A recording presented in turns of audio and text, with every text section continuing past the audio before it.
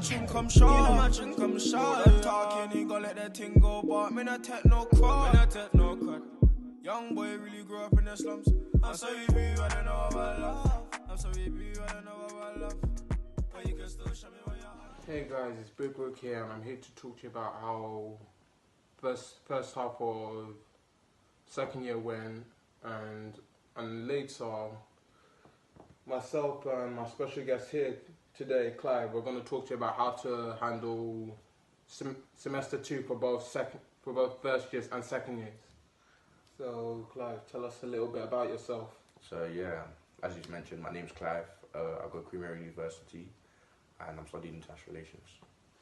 Yeah, so I'm going to talk to you now about how my first semester of second year went. So it's been a bit of a roller coaster ride since freshers week, because I've had to keep up. I've had to go to all my lectures, keep up with work. I've had to even do a lot of background reading, more than I did in first year. And one thing for a fact is that I've tried to go out a lot less than I did in first year. I think what a lot of people don't realise here, that after first year, second year, third year, I think people are more aware of it, but they don't actually deep it. Once you get into second year, third year, the workload just exponentially increases. Like, you wouldn't. It rises. The way it rises. Yeah, it's true. The way it comes to, like, the amount of workload you get during the first semester in obviously second year compared to what you get in first year, it's completely different. First year is used as like more of a beginner stage. You know, you're basically like, you're starting a new course all over again. It feels like you're back in year 7. I'm not gonna lie to you. Like, the work is easy. Like, a lot of the things you do, I know on my course, they just went through a lot of things that I did in A-level in it, so it was pretty easy to understand. Whereas when it came second year, you're learning new concepts and stuff like that, new formulas, new stuff like that. So it's definitely immense.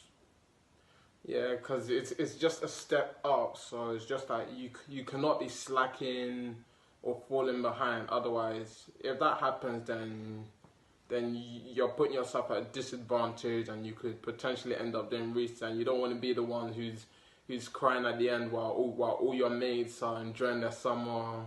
So you should make sure you work hard from the start, and you won't be in that situation. And we're both going to talk to you about how to handle second semester for both first years and second years. So, Clive?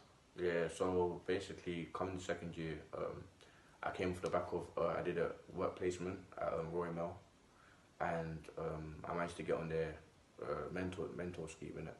So from there, I had to basically liaise with my mentor and stuff like that. So any opportunities that arise in law, even though I want to do international relations, even though I'm doing international relations course, I actually want to get into law. So one of the things obviously I did was a work placement, and I had a mentor throughout second year who would help me in terms of any opportunities that would rise. She would help me with my CV, my statements, or any applications that I need to put through. And yeah, it was alright. It was alright still. Also, in terms of that, you got to start thinking about what you're going to do in third year. So in my course, I know in third year I have to do a dissertation. So I had to make sure that I was like aware of what topic I want to get into and stuff like that. But one thing that you will notice more is, obviously, if you do essay-based subjects, you will probably notice more evident that the words just seem to increase. Like, when I was doing first year, the highest words I had to do was 2,500. Now I'm seeing 3,000, 3,500, even 4,000 word essays, you know what I mean? So it's definitely like, it's a lot more immense. And yeah, like, the advice I have for some of you in second semester is, don't be complacent or take it for granted. Make sure you reduce your outings. Be extremely serious. Remember why you're in uni, because in the end you're in uni to get a degree, not to be partying all the time. First semester, I can't lie, it's been a bit of a roller coaster ride for me, because since freshers week I've had to stick to so much coursework deadlines, and my free time's been limited. We've gone to so many coursework lectures, 4-hour lectures, 3 hours, you name it all. and that's why I've just been managing to hang on as much as possible and understand the balance between going out and my academic life. Yeah, no, definitely. I think for me personally, first semester was crazy still. I had a lot of things going on.